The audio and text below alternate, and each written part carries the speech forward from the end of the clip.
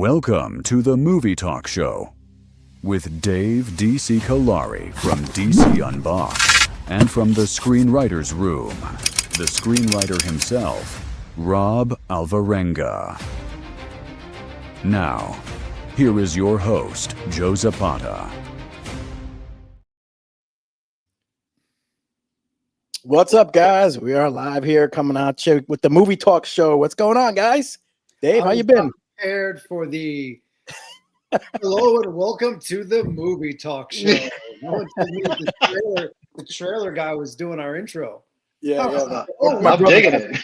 Yeah, my brother got that going, so my brother did that for us. So he kind of hooked that up. Me and him were kind of working on it. So That was awesome. a little bit different, trying to get it. I have another one too, but we're working on some stuff. You know, I can actually make it animated, like we're cartoons and shit. So Yes, let's do that. So I think that's what we might do. All right, guys, we got another great week. We're going to talk about we got casting for Two-Face is Sebastian Stan. We got a Scooby-Doo movie and a lot of Avengers talk has been going on. It's like the Wild West with the Avengers going on these days. Every week something new's happening. So, you know, we're going to get started and everything and first talk about Scooby-Doo. So let's get over. Yeah, Scooby-Doo. So apparently Netflix is actually said that they are doing a live action Scooby-Doo series. It's going to be filming in April. And they said it's going to have a Stranger Things vibe. The last live action was in 2010. The Curse of Lake Monster was the last action, movie for that. Is Scooby-Doo still a thing? I don't know. You know, Dave, would you be interested in a Scooby-Doo live action? I don't know. You tell me. I think if they do it right, like you can camp it up a little bit, kind of like how some of the Austin Powers movies were. Yep. I think a series makes a lot more sense, an episodic, like like an X-Files where there's a case every week and a couple of carryovers. I don't think you have to be super true to the characters and the character designs and outfits like they were in the movies that were terrible. Mm-hmm. I don't know. This could be okay. This could be okay if you give it the right kind of flavor. Yeah, they're actually saying it might be more of a serious tone like Stranger Things and a little bit more, but they're still going to have the live action Scooby-Doo, the whole 9 yards. But I don't know. I never saw that show Resident Alien with Alan Tudyk, but I heard it was pretty good. And something about it, what I know of it feels like it was somewhat serious, but also very ridiculous in a way that Alan Tudyk could pull off. So I feel if you can kind of take that tone and give it to this, it may have some legs. Mm-hmm. Rob, you heard about this news, Scooby-Doo live action coming on Netflix, filming in April. What do you think about it? It's intriguing. That's the best way I could do it because I do like the mashup. Scooby-Doo meets Stranger Things. It feels like it fits. Mm-hmm. So, for that's gonna pique my interest for sure. To Dave's point, I do think that if they do make it so it's like it's based on the source material, but not married to it completely, and give us a pretty like a X-Files kind of like more serious tone to it. Don't be afraid to give us some scares because the cartoon was a cartoon, but the storyline, there's a lot of this was like made in like live action, and they took that approach to it. It could be really something where just like you have the characters you're kind of familiar with, but you're in a totally unfamiliar territory. Yep. And that could be a really cool hook to do that. It sounds like they have a vision for this, and I just hope that they it's a balancing act for me. I'm intrigued. My interest is piqued. But I can also see how this thing falls apart really quickly. So it's like either pick a lane, either you're gonna do like more of a serious, gritty version with some laughs, to like give some levity to it, or it's gonna be all camp and just marry to it. Know what you are, and just leave it at that. All right. Well, we'll see. I mean, it's they're saying April they're starting to film, so I don't know, probably on Netflix by 2027. So we'll see what happens. See if it's gonna be good. Listen, Cobra Kai had the life that it had. I think this has a fighting chance. Okay.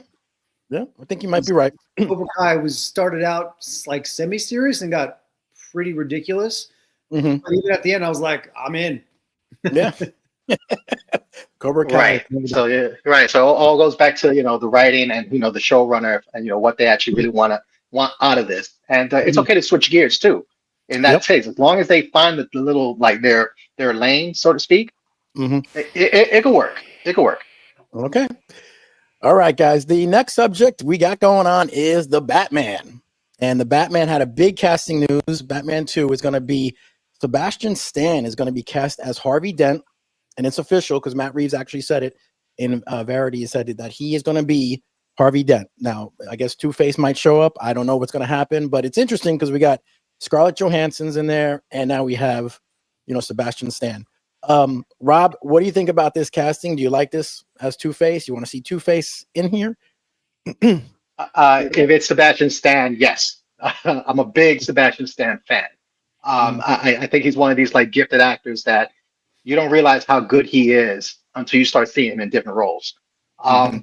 So for him, I think he'll definitely pull off a great Harvey Dent, and it'll have that real emotional kind of like tone to it, where it's just like you could, the true like duality that the character requires. So whether this is like Burn,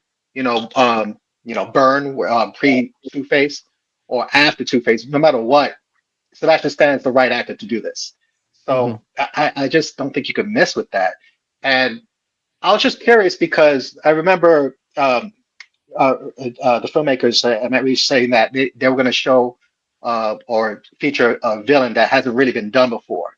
So I'm wondering how this fits because Harvey Dent's a pretty significant character. So unless this guy's kind of like going to be in the background somewhere, kind of like waiting to show up as either Two-Face or just Harvey Dent pre Two-Face. I'm just curious now. It's like, okay, are we kind of like leading towards now filling in more villains to show up in this movie? I hope not. It's that's one of the attractiveness about this particular Batman franchise, that it's pretty self-contained, and it allows them to really focus in on the story and the real grit and this world that's very a departure from other Batmans. So hopefully it's like you don't start seeing more and more actors just showing up out of nowhere playing these iconic roles where where's the mystery villain? Is there a mystery villain? That's the only part I'm kind of concerned about. But as far as the casting goes, this is a home run. We've seen Harvey Dent already as Billy D. Williams in the first Batman was supposed, and then we had the guy who played him in The Dark Knight, Tommy Lee Jones. Tommy Lee Jones also played him. Tommy Lee Jones in Batman Forever. And then recently, I forget his name, the actor from The Dark Knight. Yeah. Eric Enhart. Yep. So we've seen Two-Face already. Dave, do you like this casting? Do you think what they're doing? Matt Reeves with this? Yeah, I'm a Sebastian Stan. He's Stan squared. He's good, and I think with everyone who we saw previously in the Batman, like everyone's bringing their A game, so you kind of need somebody who could also hold his own with the rest of the cast, and in that universe in general. And to Rob's point, it's nicely self-contained. I don't really mind that we're getting to see Harvey Dent again because Billy D. Williams, that amounted to what, 7 minutes of screen time, maybe. Mm-hmm. The Tommy Lee Jones thing was fine for what that movie was, but that's just not. And I think the Aaron Eckhart portrayal was the best thing that we've gotten so far. And the interesting about this universe, I feel it's a nice bridge between the realism of Nolan's universe, and it pulls ever so slightly from like what Snyder was trying to do by making it more comic booky. So I think whatever they do can be very interesting, and I'm glad that we know who it is. And then like, we just make the movie now. Yeah. Still, I don't know if they started filming yet, but they got a bunch of people in there. We'll wait and see what happens. It's been officially canceled, so like, come on, let's go, man. Yes.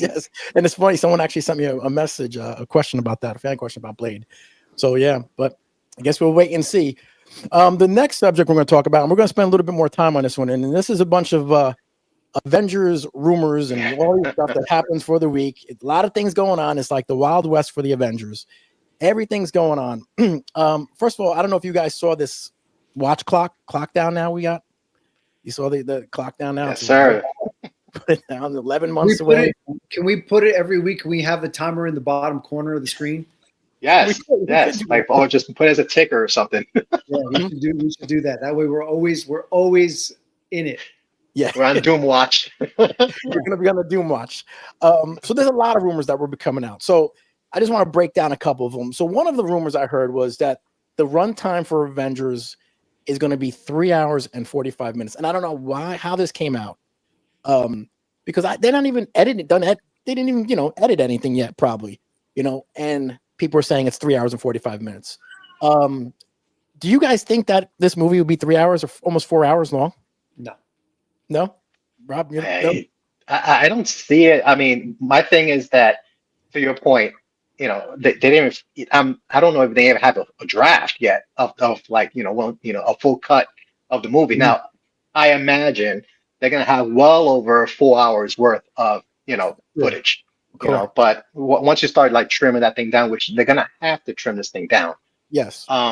It's a lot to ask. I mean, Endgame pulled it off, but that was a build up. Like, that thing could have been like 5 hours and we're like, oh, this is the end. We have to see it.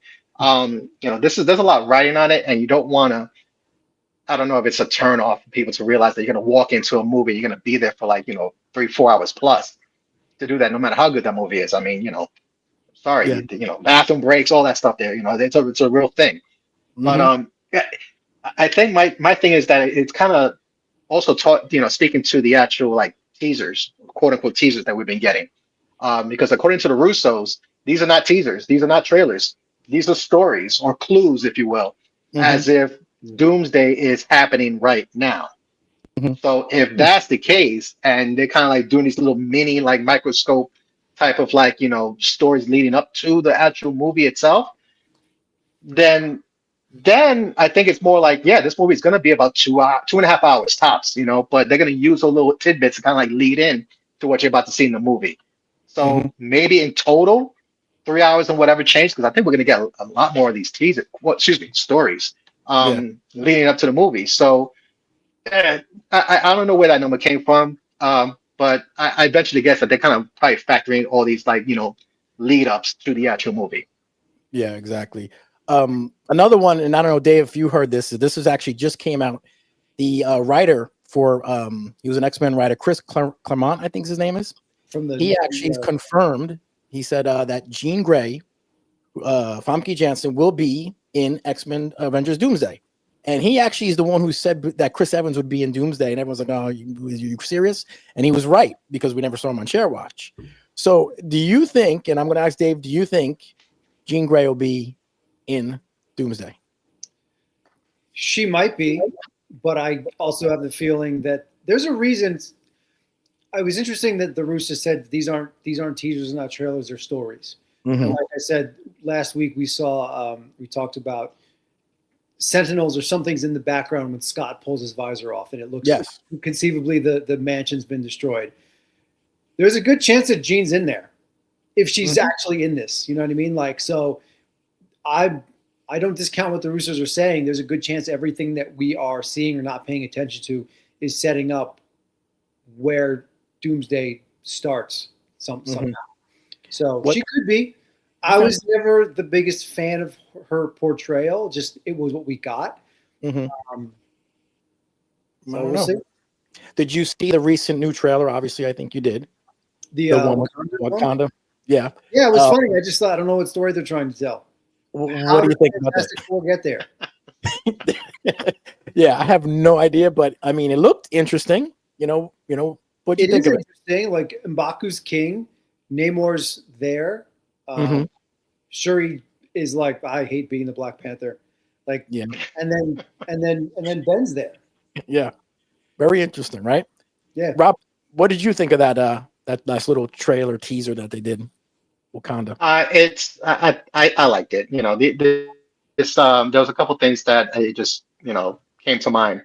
The fact that it is Black Panther, no matter it's the Shuri version, whatever, it's Black Panther, it's Wakanda, and it's Fantastic Four. I think it's been noted online. I think that it is a clear homage to the first appearance of Black Panther in the Fantastic Four comic books. So the fact that now that we kind of see this kind of like play out in the MCU, Hmm. that for me, I took that as fan service. It's like, okay, this is like it's cool that you finally see Black Panther, meet the Fantastic Four, so to speak. It's unfortunately, it should have been Chadwick, but we have the Black Panther as it is right now, and nothing you could do about it.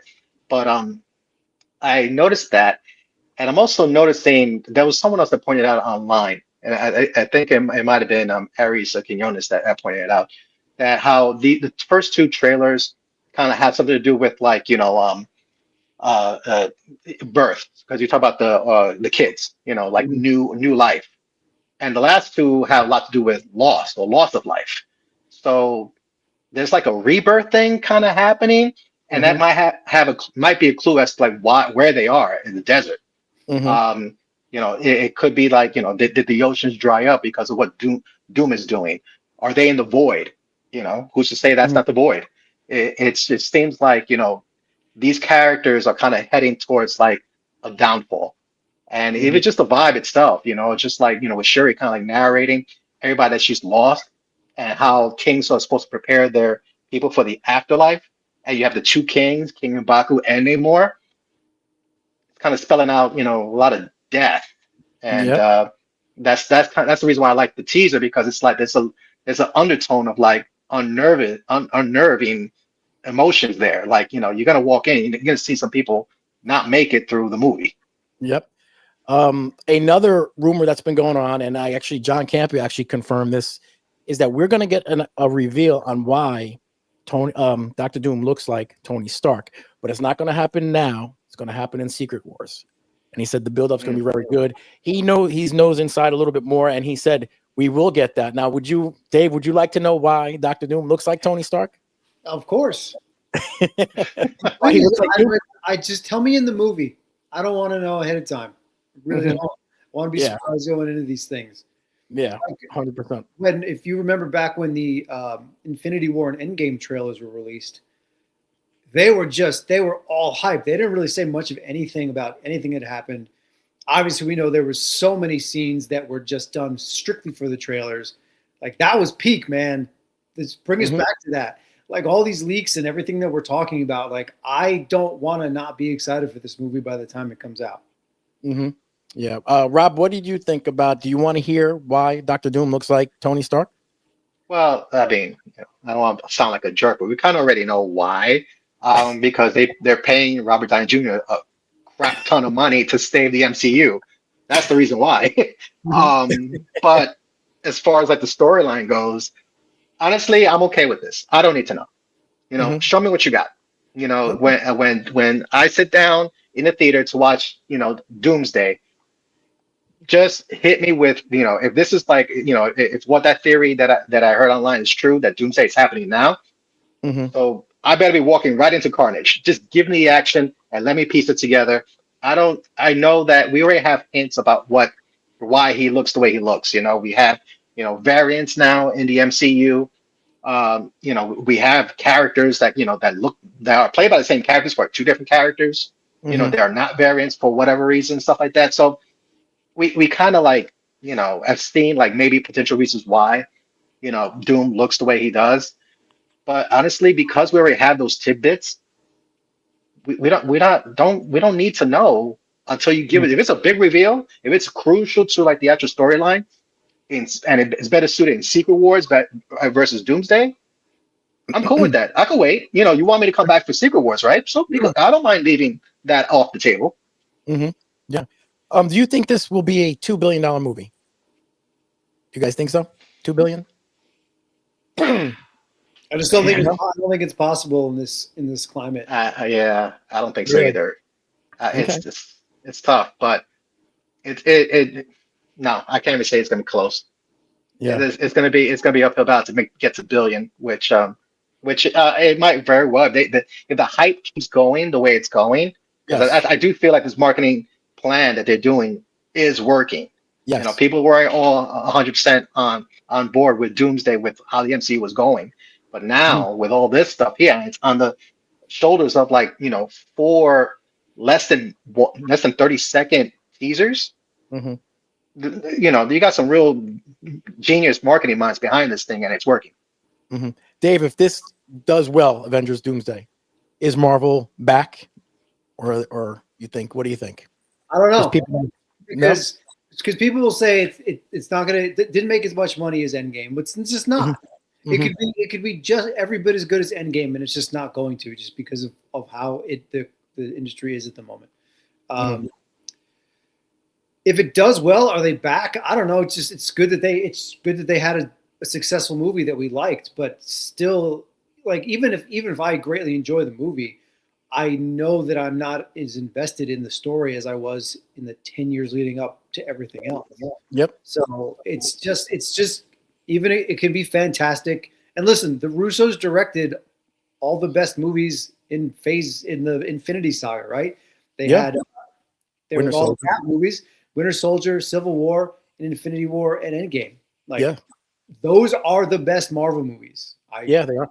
You know, and you know when you think about it, now you know, well, at least now that I'm really thinking about it, this is actually the first like event that the MCU has had, like event movie, that they've had in forever since Endgame. I'm thinking about the phases that happened between now and then, between Endgame and leading up to Doomsday. I mean, nothing has led up to Doomsday. You know, the only reason why we're talking about it now again is because of the marketing for Doomsday. So it's this is the reason why the Russos, you know, were called back in. This is the reason why, you know, when they decide to come back, they're doing it their way because they get it. In order for this to work, you got to really. It's like a concert promotion for a artist that, you know, that rarely goes out into concerts, for example. Like that kind of scenario where it's just like this is like it's a movie. Obviously, you know, it's going to have a life after the theater run, but it's building it to the point where it's like the best way to see this movie is in person. Okay, and we're gonna make sure that you feel like you have to be in the theaters to watch that. They get that, and man, it's really hitting me now. Like why Robert Downey Jr., Russo brothers, these guys are back because they get that. You know, they're gonna. That's what drove us to see every single MCU film in the first, you know, in the Infinity Saga, because every single one of them felt like an event. Like if we don't go see it in theaters now, you know, either it's going to get spoiled for us or we just can't wait. We want to talk about it immediately after watching it. So the fact that this is the first movie post Endgame that we feel that way about, I mean, that speaks a lot about where the MCU is now, and and it speaks to like the genius of the team that's, you know, behind leading us into Doomsday. Okay. Well, that's it. Well, we'll have next week another rumor of the week, probably with Avengers, because from now to the end, it's Wild Wild West. If something every week, even Wild West with everyone. Like I saw a post from Collider today, and they're like, "Oh, all the Avengers teasers are taking in less views. Has Marvel's strategy backfired?" It's like, yo, the Wakanda one just came out like 35 seconds ago. It got 7 million views. It goes like 17 million, then 15, and then 6. But it's like, I hate, sometimes I hate the internet because people just need something to talk about. That's true. That's true. Everything is crazy. I feel like the hype stays high if you stop.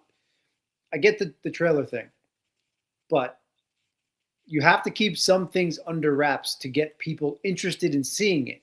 Because if you let too much out and it's just like, oh, I thought that was going to be great, but this is what they're doing, I don't even care. I don't want to see it. What? Yeah. All right. Well, we'll wait and see. We got the countdown. I'll put the countdown clock on here next week. Yes, that's a must. Okay. All right, guys. So now let's answer some fan questions here. All right. We got this one's a two-parter because I guess it was kind of long. This one is Dylan T from New York, and he says, "Screenwriter Rob, not sure of your nationality, but you seem Spanish with your last name. My question is, there's not a lot of Spanish writers, directors in Hollywood.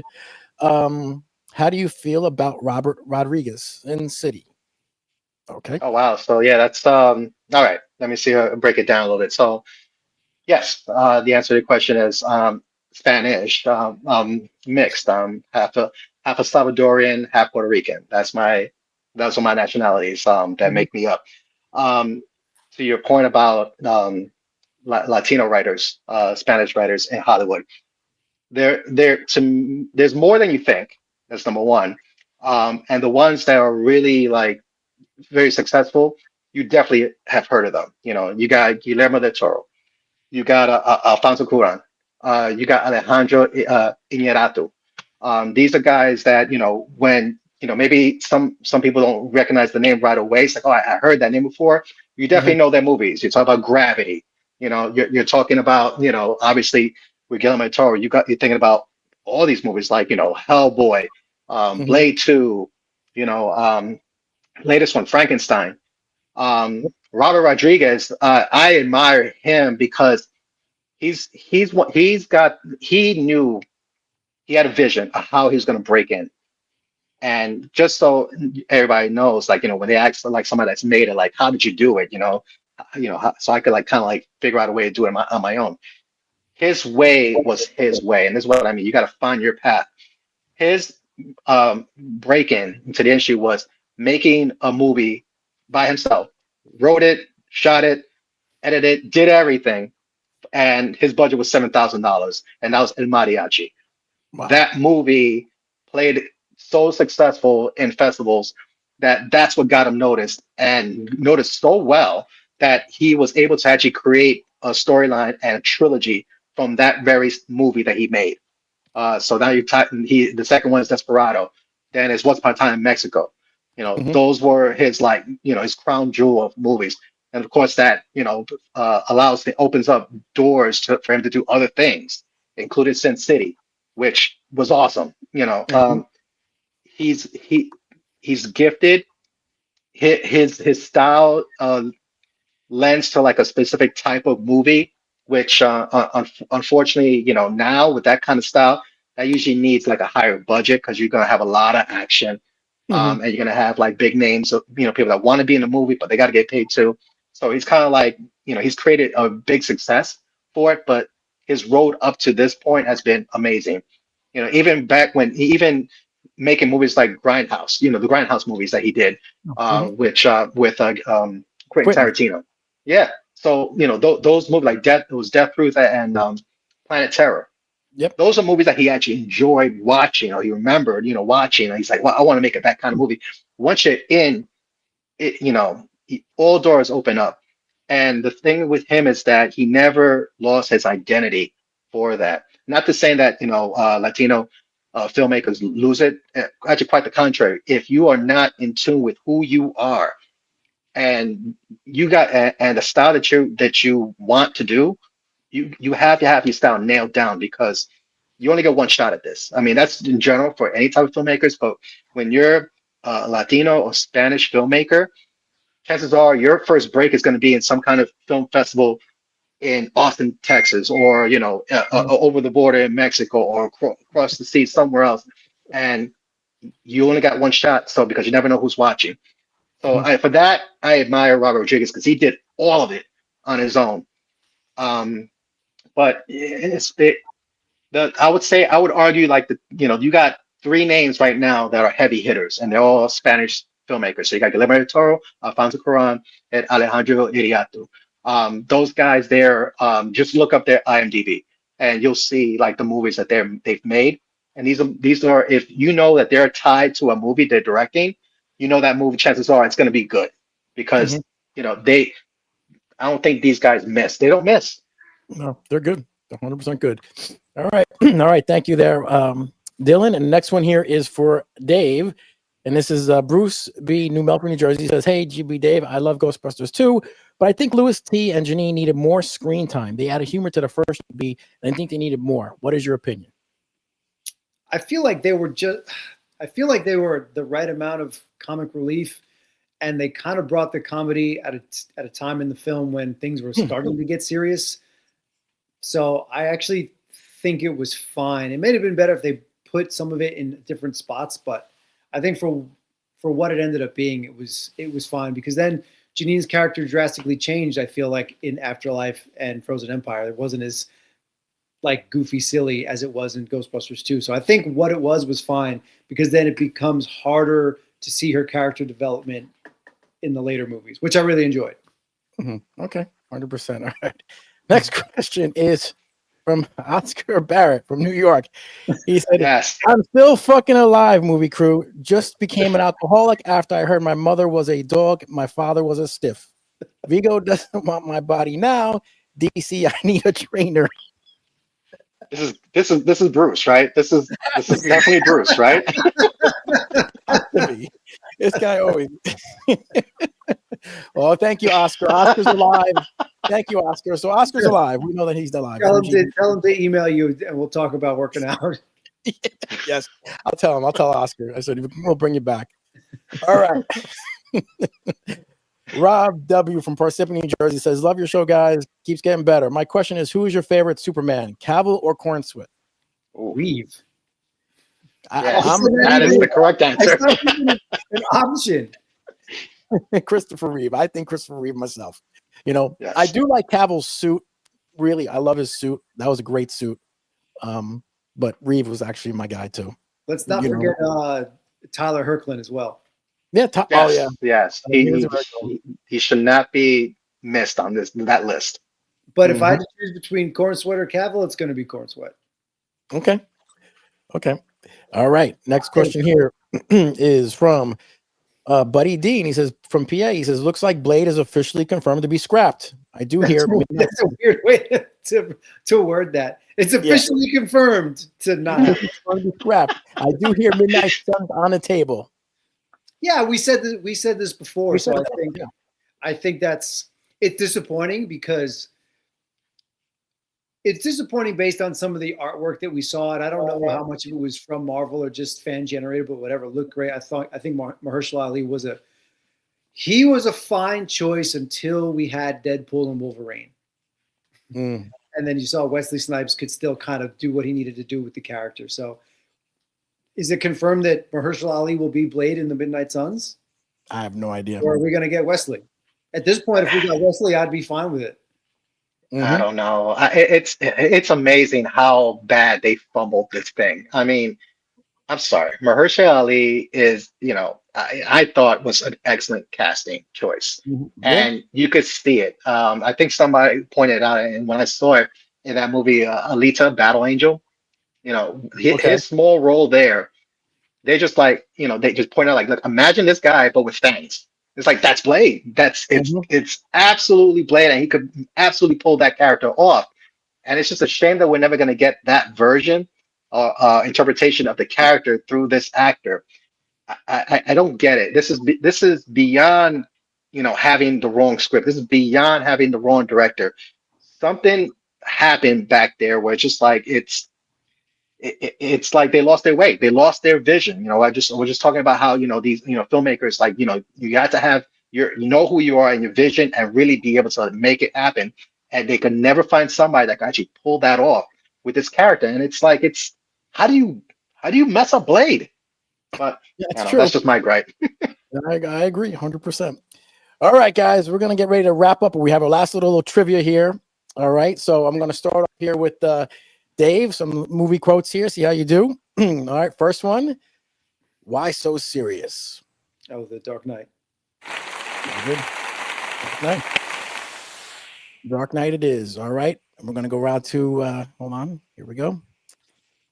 All right, Rob. I love the smell of napalm in the morning.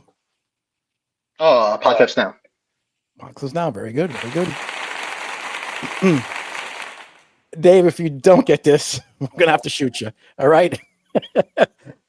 There is no Dana, only Zool. Oscar story time. That's great. All right. Rob, I'm too old for this shit. Lethal Weapon. Very good. Very good. All right. Ready, Dave? All right. Here we go. I'm just a dude playing a dude disguised as another dude. Tropic Thunder, baby. I love that movie. That's one of my favorite movies. I don't know. That's awesome. All right. Ready, Rob? With great power comes great responsibility. Spider-Man. Very good. Spider-Man it is. All right. All right, Dave. I ate his liver with some fava beans and a nice Chianti. Silence of the Lambs. Very good. Very good. Very good. Like this. All right. You ready? Ready, Rob? Let's All right. go. Here we go. You never go full retard. Tropic Thunder. I'm gonna have to watch this movie tonight. Oh boy. Okay. All right. You ready? Dave, get up, you son of a bitch, because Mickey loves you. Rocky. Very good. Rocky it is. Get up, you son of a bitch. That's Mickey loves you. All right, Rob, your last one. Welcome right. to Nakatomi Plaza. Die Hard. I heard it is. All right, guys. Another great show. Another great week. We will see you guys next week, guys. Talk to you later, brother. Started from nothing. Jersey streets, we owned it. Jay-Z pumping iron. Body builder coding. Gears on the course.